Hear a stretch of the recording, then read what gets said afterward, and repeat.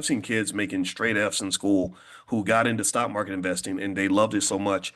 Where some of them, Constance Carter's son, he had almost $100,000 by the time he finished high school, and he just had an interest in it, and he jumped in. He took some money. She gave him the 3 or 4 thousand. He turned it into 80,000 or 60,000 or something crazy like that. And then next thing you know, this kid has a ton of money. And when I met him, the conversation was different. It wasn't like the conversation you have with like a kid who's like, oh, I don't know, I'm gonna go get me a little job and do whatever. He was standing next to his brothers, and I said, look, all three of you are sitting on a multi-million dollar empire. What I need you to do is I need you to connect the dots. I need you to wire into each other. You already have the wiring of building that empire because you love each other, you're connected to each other, you talk to each other every day. You have investing knowledge far more than most college graduates have. And I said, all I need you to do right now is accelerate the process and take yourself seriously. I said, you're not a boy, you're a man. You're 18, you're 19, you're 22. I need y'all to just really understand when you present yourselves as businessmen, the world will treat you like businessmen. But if you present yourselves as misguided kids that don't know, what's happening next and don't have a purpose or a plan, then people are going to treat you like a kid. So you make a decision. Are you going to show up as a man or are you going to show up as a child? And the reason that's important, I think, for black people to get is I think that there's just an expectation that black men will show up as victims or confused or distracted or chasing women and doing nothing else, just silly things, right? And I don't think that has to be the case. So this kid's going to be a millionaire. I already know it. He's already got $100,000 and he's 18, 19 years old. So he's definitely on his way. It's going to happen. All right, let's see. Regina, I have an LLC. Have not done anything with it. I really don't have clarity. Should I maintain my LLC? I don't see why not, Regina. I mean, I would sort of look at what the cost is to maintain it, and then maybe get together with your family members, have regular family business meetings. I believe everybody who has a family should have a family business meeting. If you don't have a family, just create one. Come to the All Black National Convention. The All Black National Convention is going to be in August in Atlanta. It's a great place to meet your relatives. It's a great place to connect with people that are on the same agenda, same page as you, that can match your vibe, match your energy level, match your enthusiasm, match your commitment to blackness, your commitment to success. And you get together, and next thing you know, you'll find yourself, you know, you'll find yourself with a group of people that you can build with. Go look at the history of the greatest companies in America. Jensen Huang, who runs NVIDIA, which is worth about $3 trillion now, he got together with his buddies and they sat down at a Denny's and made a plan.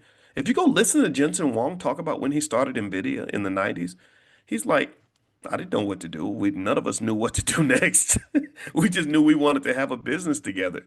So they just jumped into this journey together, and next thing you know, 30 years later, they got this $3 trillion company.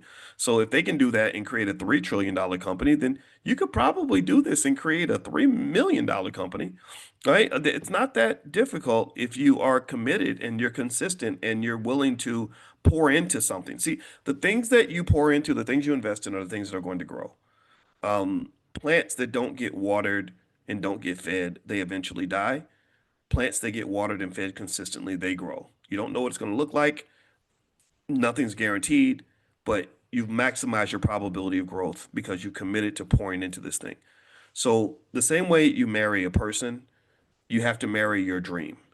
The same way you marry, your wife or your husband, maybe you marry the group, you marry the collective, you marry something that you marry the business that you and this other person are going to start. And you just sort of have this flow where you're like, yeah, both of us have agreed, all of us have agreed that this entity is going to be our primary focal point. So every day or every week, we're all pouring into the same bucket, and that bucket can't help but to get bigger. But you got to find the right people to pour into the bucket because you don't want people pouring poison into the bucket because that can be an issue. Dylan, Dr. Boyce, what's your email address? Don't email me, Dylan, because my email. I don't even check. I check email once every 2 weeks because I get 1,000 emails a day, and it's very stressful. So so if you want to email the team, email support at theblackbusinessschool.com. Support at theblackbusinessschool.com. Rodney, just so you know, my kids are 16 and 13 are the flashcards for kids that age. Yeah. It says, I didn't know. Does it say kids up to 14? You said it seems like it's kids. I don't think it says kids up to 14, but literally with the flashcards, what's happened is we have 70-year-olds that have benefited from the flashcards. You see, here's the thing. I think that like one of the things that I have a challenge with is that I'm not real. I'm good at explaining things in simple ways, but I believe you should understand things at the highest level, even if you're a kid.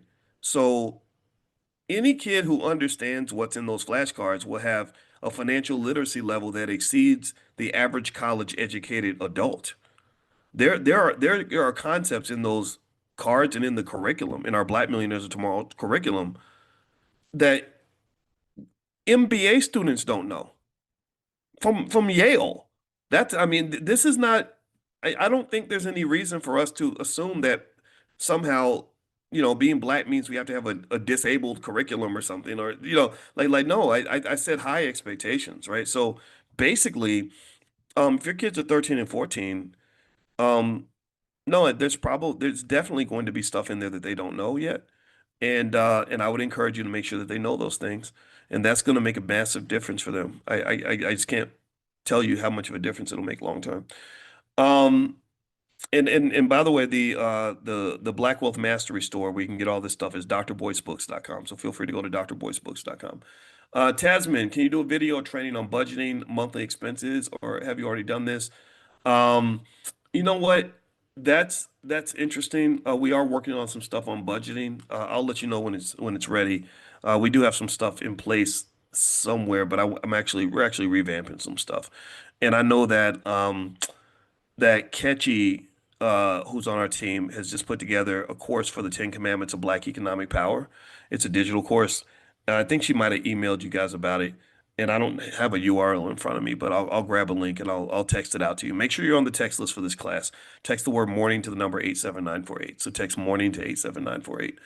Matthew, Dr. Boyce, what's the ticker symbol for the surgical AI stock you talked about earlier? Let's see, surgical AI. The ticker symbol for surgical AI, let me see if I can find it here. It was ISRG, ISRG, ISRG. Let's see here.